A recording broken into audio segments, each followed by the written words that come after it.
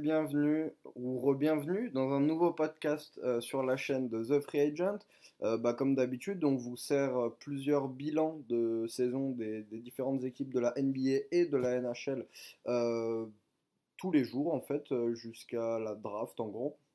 Aujourd'hui, focus sur la franchise de la capitale, les Wizards de Washington qui ont eu une saison assez particulière, pas vraiment encourageante. On va mettre ça à plat en passant par satisfaction, surprise et déception et en analysant un peu ce qu'ils peuvent faire pour améliorer tout ça lors de l'été à venir, donc avec la draft et la free agency.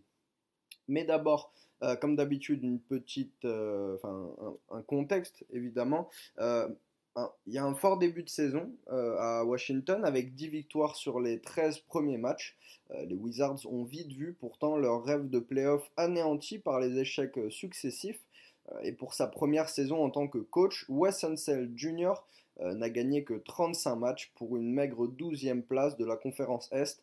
Le fils de la légende de la franchise n'est pas vraiment arrivé à faire progresser ce groupe et les Wizards finissent avec le 21e rating offensif de la ligue, le 25e rating défensif également.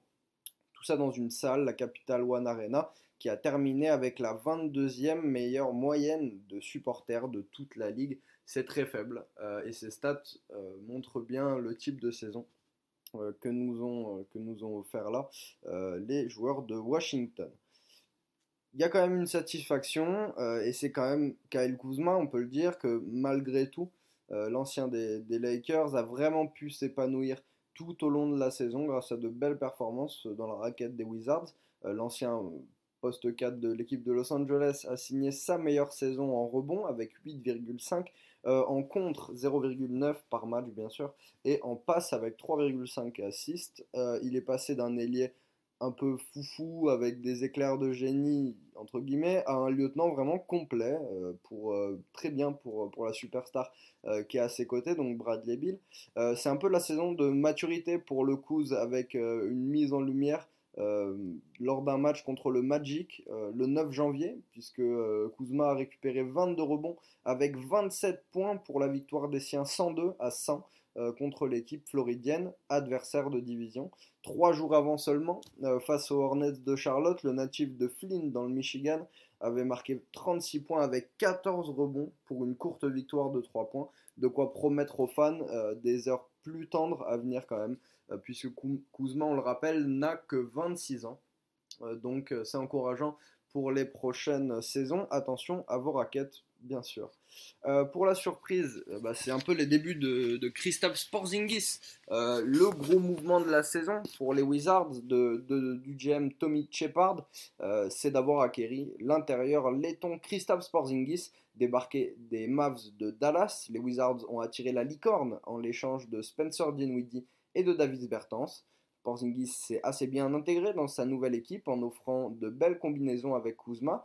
Avec 22,1 points par match, il a offert sa plus belle moyenne de points depuis son année All-Star chez les Knicks et à 47,5% au tir, 36% à 3 points, 87 au lancer et des pointes à 35 points notamment. Il a eu un apport offensif vraiment très intéressant. Unseld Jr. aura donc le choix pour la saison prochaine de le combiner à Thomas Bryant pour une grande raquette et avec un Kuzma par exemple au poste 3, mais pourrait aussi jouer small ball avec Kuzma en 4, Porzi en 5 et peut-être Kentavious Caldwell Pope au poste d'ailier. Voilà, ça reste à voir, on verra ça à partir d'octobre. C'est le moment de parler de la déception, vous vous en doutez, la grosse déception de l'année, c'est quand même le cas Bradley Beal en termes de déception. Hein. Sur l'ensemble de la saison, je pense que Bradley Beal arrive tout en haut sur toute la NBA, peut-être avec Julius Randle des Knicks. 23 points de moyenne à 45% au tir et 30% à 3 points.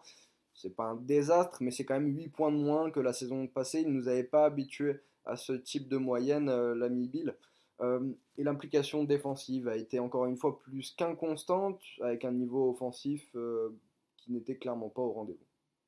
L'excuse du supporting cast, pour le coup, utilisée auparavant, on avait eu le cas Westbrook qui est venu, ensuite qui est parti avec John Wall, etc.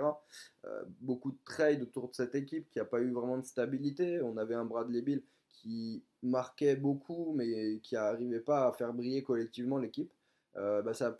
Ça n'a pas été le cas encore une fois, donc on verra si ça marche avec Porzingis. Ils n'ont pas pu jouer ensemble encore, euh, puisque en plus le guard du coup s'est blessé au poignet et a dû être opéré début février, ce qui a mis fin à une saison très décevante.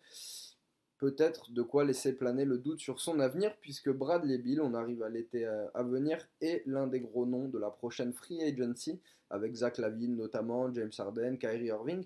Après 12 années dans la ligue, il est éligible à un contrat pharaonique, un super max de 246 millions sur les 5 prochaines saisons, donc en gros près de 50 millions l'année, ce qui engagerait les Wizards à payer une fortune pour un joueur qui sort d'une opération, d'une saison plus que moyenne, et à le payer donc jusqu'à ses 33 ans.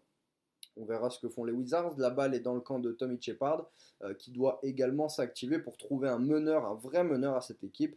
Les noms de John Wall, peut-être, ou de Ricky Rubio pourraient être dans la balance.